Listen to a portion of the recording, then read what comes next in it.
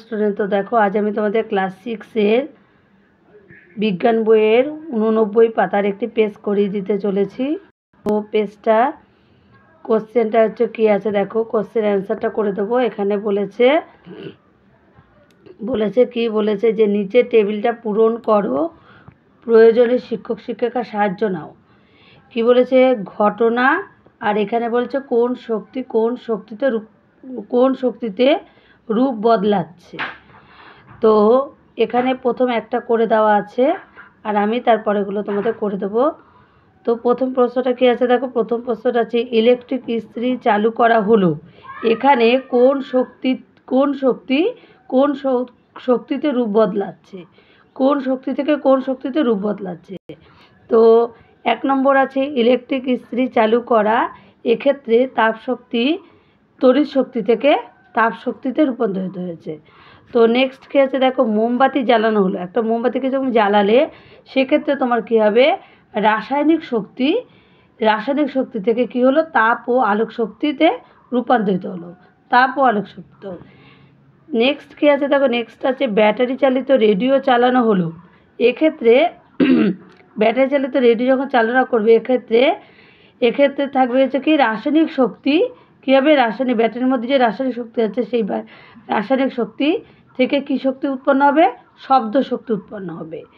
Next কী আছে দেখে, next আছে কয়লাকে পোড়ানো হলো, কয়লা পোড়ালে আমরা কী পাবো, তা কয়লার মধ্যে ছিল কি রাসায়নিক শক্তি, ওকে পোড়ালে পরে আমরা ওর থেকে পাবো হচ্ছে কি তাপ শক্তি আর আলোক শক্তি পাবো। নেক্সট কী আছে দেখো, নেক্সট আছে সৌর কুকার চালু করা হলো, তার মানে সৌর কুকার কী করলো, সূর্য থেকে আলোক শক্তি নিল, আলোক শক্তি নিয়ে কিসে পরিণত হলো, তাপ শক্তিতে পরিণত হলো। তো নেক্সট কী আছে দেখো, তারপরে আছে মাইক্রোফোন ব্যবহার করা হলো, এক্ষেত্রে মাইক্রোফোনে প্রথমে কী করলো, বিদ্যুৎ মানে দেওয়া হলো ওর মধ্যে, বা তো ওর মধ্যে কি তড়িৎ শক্তি দেওয়া হলো, ওই তড়িৎ শক্তির ফলে কী উৎপন্ন করলো, শব্দ শক্তি।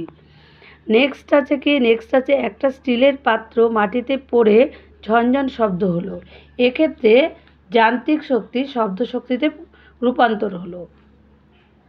নেক্সট আছে তোমরা যে তারাবাজি জ্বালানো হলো, বাড়িতে যে তারাবাজি এনে পুজোর সময় যে তারাবাজি জ্বালাও, সেই তারাবাজি জ্বালানো হলো, এক্ষেত্রেও এই তারাবাজির মধ্যে ছিল কি রাসায়নিক শক্তি, সে থেকে উৎপন্ন হলো কি তাপ আর আলোক শক্তি। আচ্ছা, তারপরে নেক্সট কী আছে দেখো, একটি ক্যাম্বিস বলকে ওপরে ছোড়া হলো, এক্ষেত্রে ওই ক্যাম্বিস বলকে যখন ওপরে ছুড়লে তখন ওখানে ছিল হচ্ছে, যখন ছুড়লে সেটা হলো গতিশক্তি, তাই তো, যখন ওটা পড়লো সেইখান থেকে কী তৈরি হলো, স্মৃতিশক্তি। ঠিক আছে।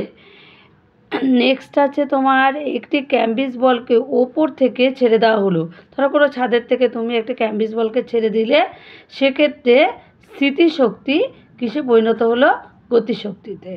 তো এই ছিল আজকের ভিডিওটা।